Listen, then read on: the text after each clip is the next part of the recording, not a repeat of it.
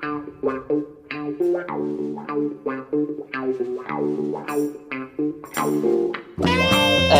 evening, sir.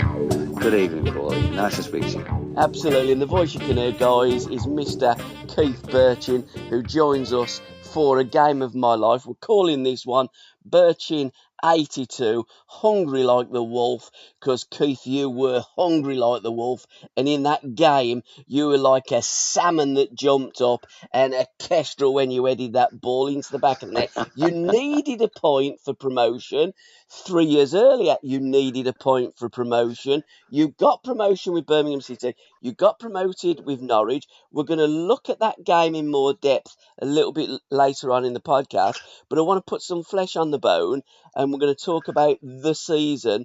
But first, before that season started, you were a Birmingham City player. How did the move to Norwich come about in the August of 1981? Well, I think I'd had a lot of injury, and if I was really honest, it was the first time that my form had, varied slightly. Yeah.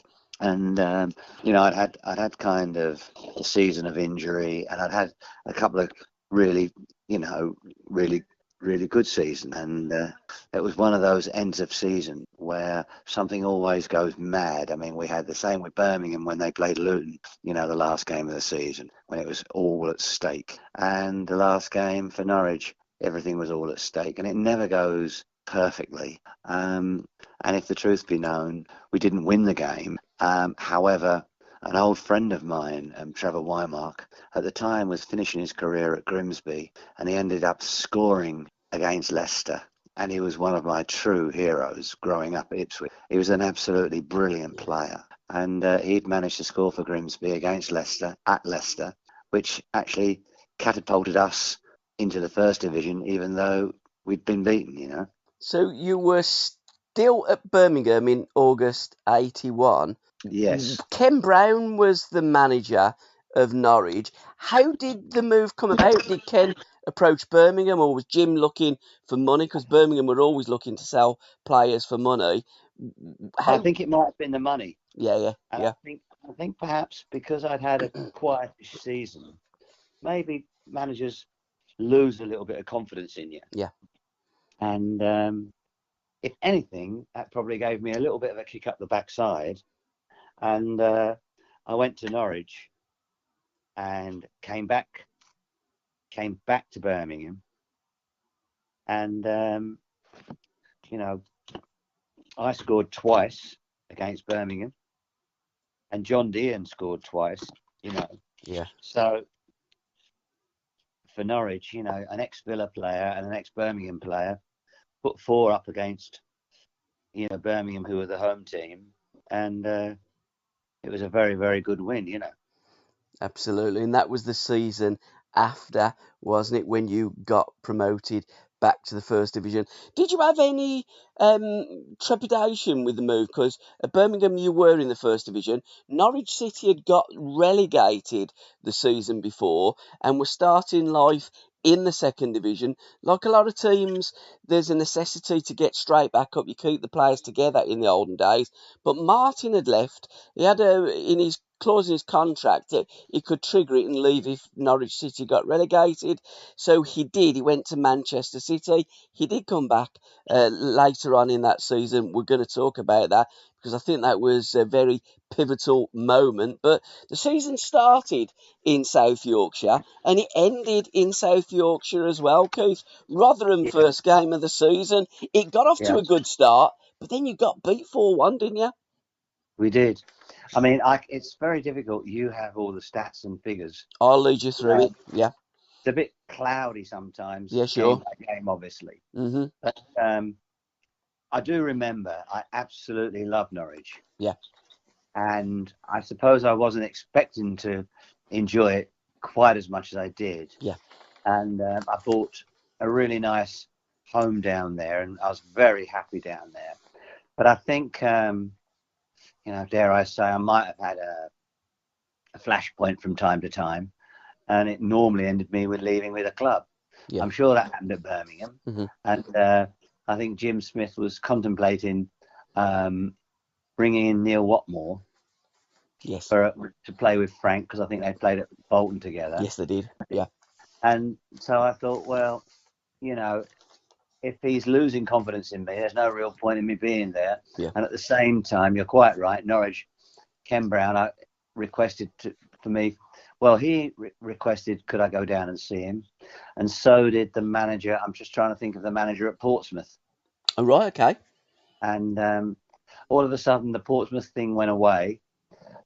So I went down to Norwich, and when I met Ken, I was really happy to sign for him. I didn't know the area particularly, even though I've been at Ipswich, but it's still 50, 60 mile away. Yes. And so it was a bit of a new adventure. And I guess in those days, I kind of enjoyed a new adventure and a new challenge, probably. Absolutely, and it was a bit of a different ball game as well, because plastic pitches had just come out, hadn't they? It was also the first season of 3 points for a win rather than the two previously. Well, I think that was kind of one of the hallmarks for me to sort of re-galvanise the game. I think the game might have been going through a little bit of a flat spot. Yeah. I think when they decided to do the 3 points, changed all the subs over, and they were just trying to modernise the game a little bit. And those little changes, I think, kind of galvanised the game a little bit and gave people a fresh interest. Absolutely. Off the pitch, Keith, there was a lot going on in 1981. Sadly, in the September of 1981, Bill Shankly died. Only Fools and Horses premiered on the BBC. Crazy George started the Mexican wave in America, and Spain became members of NATO. Muhammad Ali also had his last fight when he got beat by Trevor Berbick. So off the pitch, there was a lot going on. What was Keith Bertschin doing off the pitch in 1981? We knew what you was doing at Birmingham. You were in the rum runner with Frank and the boys. But what was the nightlife like in Norwich? Well, rather interestingly, it was a little slower pace. It was Yeah. a little bit slower pace at Norwich. But I'd run into a friend of mine. Well, I say he became a friend. He had a really nice restaurant in Norwich. It was called the Pink Elephant. Okay. And me and my wife really enjoyed it there, and became very friendly with the couple that owned it. Yeah, and we spent a lot of time there just having a bite to eat. So it was a different kind of night out, and maybe I was just getting a little older. But thoroughly enjoyed good food and a couple of drinks, maybe once in the week and once at weekends. Well, it certainly doesn't hurt. It's a good way of relaxing. You've done that once for Birmingham City with Frank when you went out and enjoyed a meal with Alan Kirbysley before you played Chelsea. You did play Chelsea, of course, because Chelsea were in the second division that season. Some of the TV programmes that started, Falcons Crest and Dallas, also Bergerac was very popular on the TV, and Only Fools and Horses, as I just alluded to, started. What a great series. 1981 had an awful lot, and it was the start of a new decade as well, wasn't it? The game of football was changing. Well, it was quite sad because TV programs I don't remember much these days. No. But I remember all of them. So, of course, a lot of our time was spent indoors, either preparing for a game or recovering from one. So you're quite right. They were really good series. And to be sensible because of our job, you end up, looking forward to the TV because it keeps you out of trouble and out of mischief, and it helps you relax. There were some fantastic songs in 1981 as well. And to this day, Just Can't Get Enough is a terrace anthem for lots of football clubs. Certainly Nottingham Forest play it whenever they win. But what other music was you into? There was 18 number ones that year, Keith, during the football season. Just looking down the list, My favourite band, the Jam, Town Called Malice, was number one. Yeah, right there. The biggest selling song of 1981 was "Don't You Want Me" for the Human League. And music was changing as well, wasn't it? The style of music was changing. The guitar bands were really going out, and the synthesized music was coming in. But you'd already seen that happening through Broad Street and the Rum Runner, because Duran Duran were the kings of the road. Certainly that part of the road in Birmingham, wasn't they? Well, I remember being in Spain. I'm sure it was probably Ibiza. Yeah. And there were a couple of young kids who were in a, dare I say, discotheque. That sounds Yes. very dated. They're great places. Where we were, they were open all night. Yeah. And there were two young kids, and I think they were trying to get a record launched. Later on that evening, we bumped into them, and we were in a discotheque that filled up with water. About 3 or 4 in the morning. There was a kind of a guarded off area of about 3 foot, and it must have been like waterproof-ish. And anyway, it started to fill up with water. We thought we were drunk, Anyway, I bumped into this one kid and knocked him, and he fell in the water, and I picked him up. It was George Michael. Blimey. Yeah. Wow. And they were releasing an album. I think it was their first album. I think it was called Hotel Tropicana. Right. And they were both over there. So funny who you bump into. Funny who you knock into the water as well, Keith. You nearly drowned one of the greatest pop icons of the 80s in Ibiza. I'd have really been cross with myself, I got to tell you. Absolutely. Charlton Athletic, you played Charlton in the Cup. I'm bringing that game up because, again, TV was changing slightly. There was conversations that they wanted to take it on to another level. In the mid-80s, there was talk about ITV. We started having more than the FA Cup final and the odd England match live on TV. And that was pretty much the advent then in 1992 of the Premier League. But Alan Mullery was manager of Charlton in the League Cup game that you played, and it was mic'd up. It was one of the first of its time where you had the microphone on the manager in the dugout and you watch what he was going through. And that again was groundbreaking, wasn't it? Have you any memories about the cup tie that you played and the cameras being there for that game? You know what? I wouldn't have known it was Alan Mullery. Yeah. But I watched him as a young boy when he played for Tottenham. Yeah. And he was like one of my heroes. That team, over the years, we'd go to Tottenham one week and Arsenal the next when I was just a young boy. And I saw some great players. And obviously in that team with Mullery was like Alan Gilzine and Jimmy Greaves, Jimmy Robertson, Pat Jennings. When it's one of my greatest moments when I managed to stick one past Pat Jennings from quite a long way out. And by this time he was playing for Arsenal. And probably one of my proudest moments, only because I was a super fan, because I thought he was such a fantastic goalkeeper. I think he actually said to me at half time, "I'd appreciate if you didn't do that again," which was just typical of him. And of course, I was just happy to be on the same pitch as him, It was a fantastic goal, one of your great goals. If I'm going to roll the clock forward to about 1990-91, that goal you scored for Aldershot was pretty smoky as well, mate. Well, delicious. I really was at the end of my career. Yeah. And I don't know if it was a header or one I hit with my left foot. It was your left foot, mate. Yeah. The one I'm talking about. Well, yeah, I mean, sometimes they drop for you and old habits die hard and you just hit it. More often than not, they went over the stadium. But one or two, hit the target. And so, yeah, more lucky than anything else. But if you don't take a shot, you don't score, do you? So you certainly don't.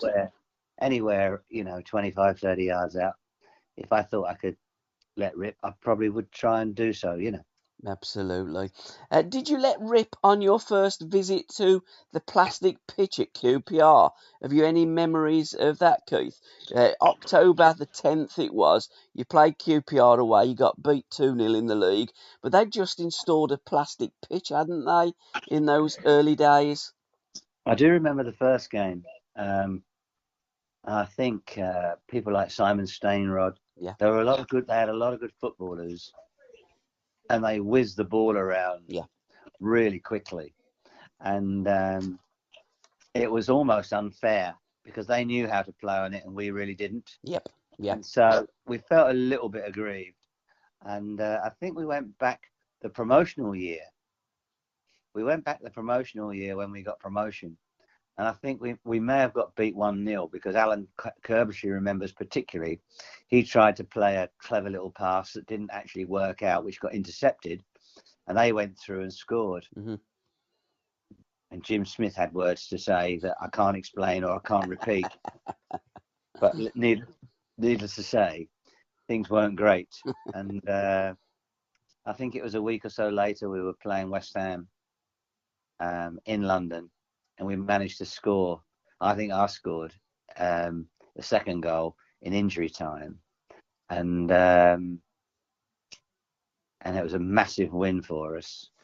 And I think it was the game before Notts County, which was another, incredibly exciting year at Birmingham, as was Norwich, that the year we're talking about. Because you did have two promotions. There wasn't back to back, but the one was 79-80 season, and then the other one was 81-82 season. And as I alluded to earlier, you needed a draw on the final days.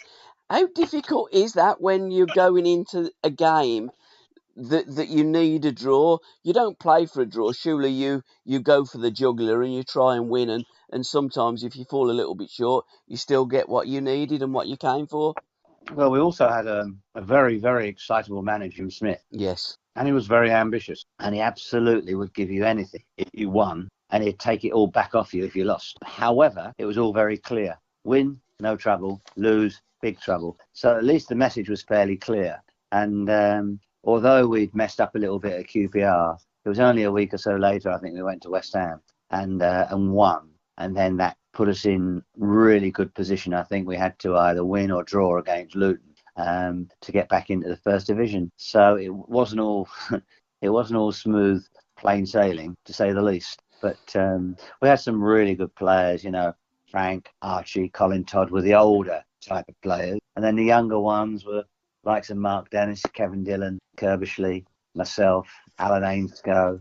We had some really, really good players. And, it was a great time to remember back on because it was all so exciting, Absolutely. And it all ended out with the right result, which was the most important thing of all. Absolutely, a 3-3 draw with Notts County on that final day.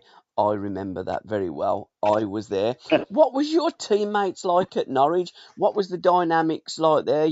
That was the squad that you had at Birmingham. But what were the Norwich team like? Again, getting relegated. I'm guessing that morale wasn't that great. And how did Ken differ from Jim? Jim was very fiery, and at Birmingham it was very fiery. What was Ken Browne like as a manager and your players, your teammates? Well, the one thing I would say about the two of them that was a bit similar, they could pick a player. Yes. And I think it was in those days. It was less tactical. Obviously, you had a way of playing. Mm-hmm. And Norwich had a certain style, and Ipswich and Birmingham had a certain style that weren't miles apart, to be absolutely honest. Yeah. But I talked about the older brigade in Birmingham. Well, if you like, we had equally fabulous players who were in their evergreen stage. We had Martin O'Neill. Yep. We had Mick Shannon, who was a really great guy. And he was a wonderful advert for enjoying football. And there was no one loved playing more than him. Mm-hmm. So it was Martin O'Neill, uh, Mick Shannon. Mick Maguire was beginning to get evergreen. He was a great lad in the dressing room and a great guy on the pitch in midfield. He was a terrific boy. And of course then we had my old pal John Dean from Aston Villa. Dave Watson and Steve Walford were youngsters, but doing really, really well. We had Chris Woods in goal. It was a really, really good side. And Greg Downs and Paul Haylock were two fullbacks.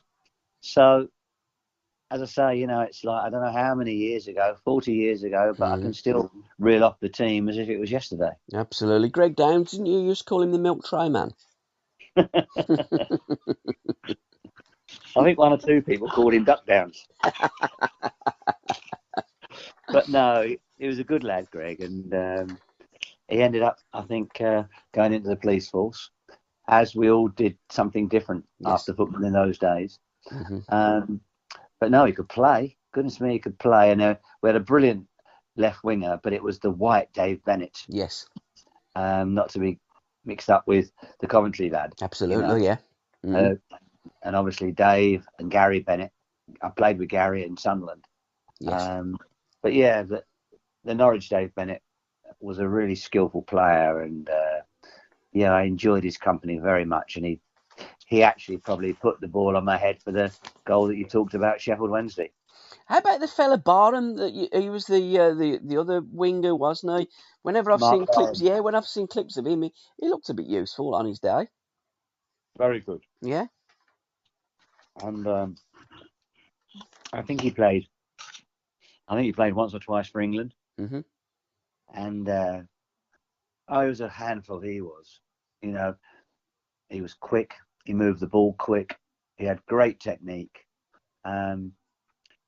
We had a good team. I mean, I was very, very fortunate because I loved all the Birmingham teams that I really feel that the first year, 18 months, there was one team at Birmingham. And then by the time I got back from injury during my second season, which would actually have then been my third season at Birmingham, we had almost a completely new side. Yeah. And I was fortunate enough to play in both. And then going to Norwich, again, it was a new set of players, but equally talented. And it meant that we could have a certain amount of success. Did you? I mean, you forged that great partnership with Dixie. Of course, he was a Villa legend in 76, 77 season. Partnered up front with both Brian Little and Andy Gray, and I think between them scored over 60 goals. They were quite fantastic.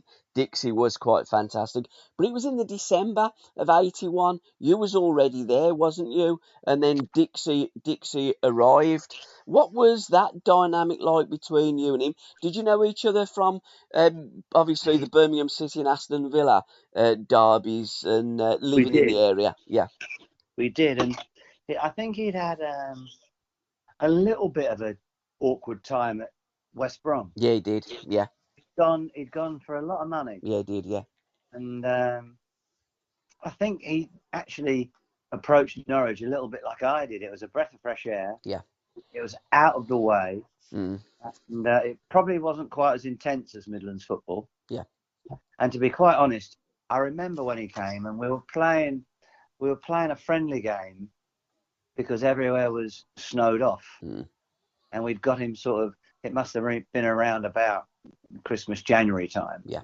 And in this friendly game, I think he scored 3 or 4 goals. And everyone went, oh my God, who is this kid, And to be quite honest, he didn't look back from there. And he came up with a lot of goals for Norwich. And he played it was quite brave really of Mel Machin, or Ken Browne and Mel Machin. They played like 3 centre forwards. They played me and Shannon, and they played Dixie as a number 10. Yeah. Who he'd do a certain amount of work in midfield, but was always looking to join us in the box quite quickly. Yeah. And he got a lot of goals that particular year. and became very, very, very popular. And he was a really good player, I have to say. He was a really good player. He did used to annoy me though, because I'd get through and probably avoid 2 or 3 tackles, and then finally get smashed. Then he'd pick the ball up and just knock it in the goal. And as he used to walk past me, you know, with my shins hanging out, my shin pads, he'd say, "Oh, another goal for me then." I've had the ball for about 20 minutes. I'm about to knock it in and I get smashed. And he runs up behind me, kicks it in. He goes, "Oh, another goal for me." And he thought he was the funniest person in the world, you know. And I'm laying there like half knackered. But no, he was great to anticipate where he thought the ball would land. And for 2 or 3 seasons, he was very, very confident at getting sort of, I don't know, 15, 20 goals. Yes. Which made him very valuable. Absolutely.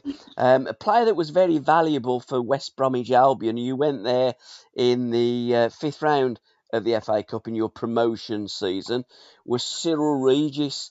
And the goal that Big Cyril scored on that day, 13th of February 1982, was goal of the season. Again, another Midlands legend who was a bit tasty, wasn't he, Big Cyril? Oh, and I remember he turned Dave Watson. Yeah, he did. And David was playing particularly well and went on to have a million seasons at Everton and sort of became folklore or you know, legendary over there. But Cyril was very, very strong, and he was a great friend of mine, as it turned out.